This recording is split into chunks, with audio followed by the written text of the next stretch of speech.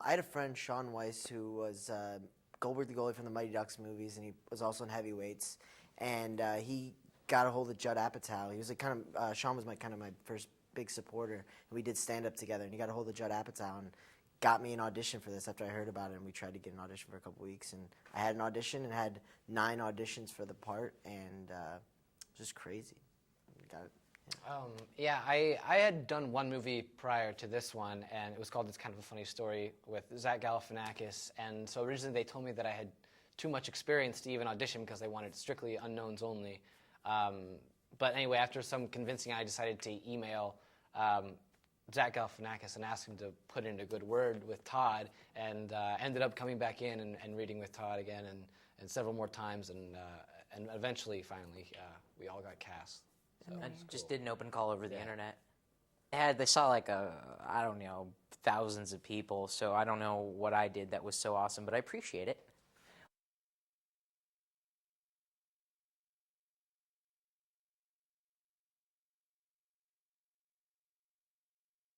Disneyland. Yeah. We took we went to Big Bear, spent a weekend in Big Bear. Yeah, just a lot of hanging. I mean, after a while it was easy because we liked hanging out. These are like my 2 best friends. Yeah, thank you. We just hang out with them all the time.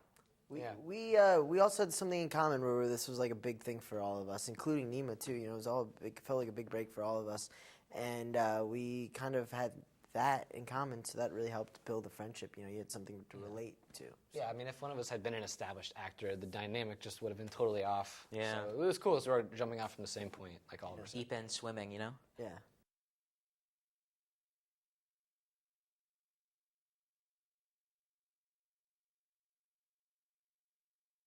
Pretty much what it looks like, I feel like, is what it was like to be there. Exhilarating and exhausting. Yeah. I mean, it was intense. We had 300 extras there, and they would bring the same ones back every night for 5 weeks, and so they started to get to know each other, and eventually it was like a real party mentality, and it was really felt like a party environment. And you met so many cool people, and like so many like really cool guys, and so many beautiful women with like not an ounce of cellulite on them, and it was crazy. Like just how you'd get attention from these extras on set who made the party so great.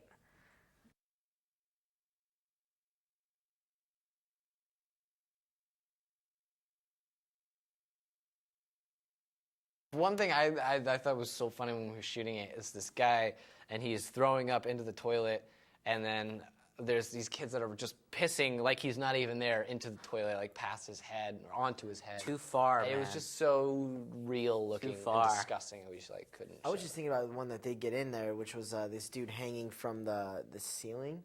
I think he was hanging from like the chandelier, like this huge chandelier. He was like shaking, and like he was a stunt guy, but like I think he was a stunt guy, and it was like crazy to watch this dude fall and like tear that thing off the wall. That made it into the movie, I think. We had some really impressive stunt guys. Yeah, the stunt guys were incredible. My stunt guy was hilarious because there's not a lot of young stunt dudes in my body type, so it's someone that started off doing stunts in great shape when they were younger. So my stunt guy was probably in his 60s, and he had done the original Texas Chainsaw Massacre.